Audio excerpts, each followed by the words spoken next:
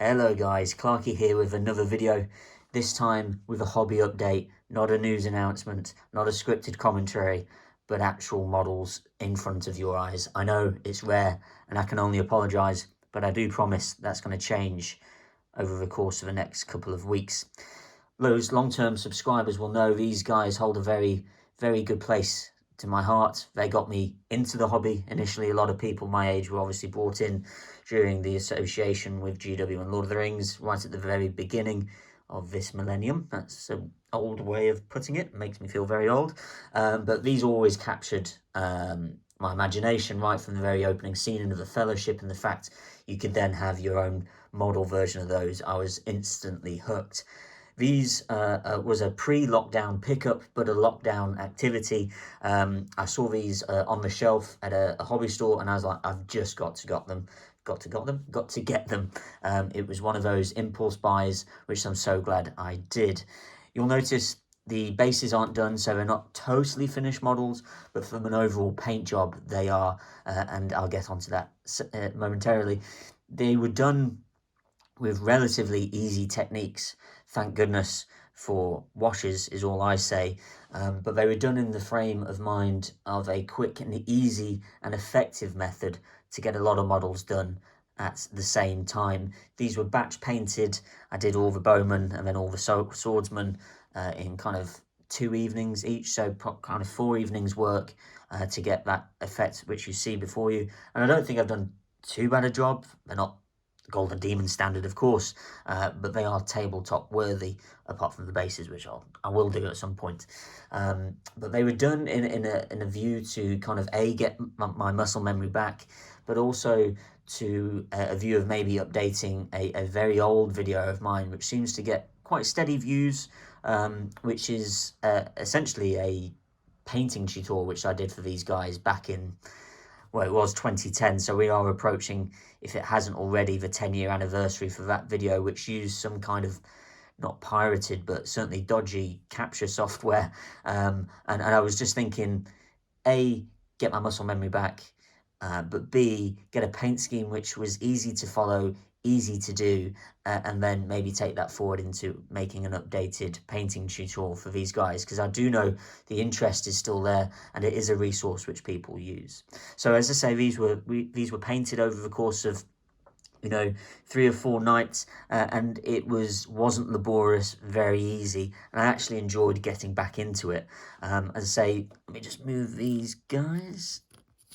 Very simply painted, using washes, using dry brushing, using essentially what would have been a colour palette of maybe 6 paints, which I think is quite important when you're trying to do a painting tutorial. For those, I can just see the dust flying off them, so I apologise.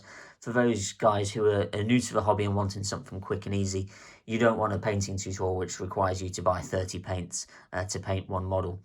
But yes, so I mentioned I wanted it to be used essentially from a selfish point of view to get my muscle memory back and to enjoy it, but also to develop a paint scheme, which I think I have done, to then be used for a future kind of resource video for people wanting to get into essentially the strategy battle game side of things with the High Elves army.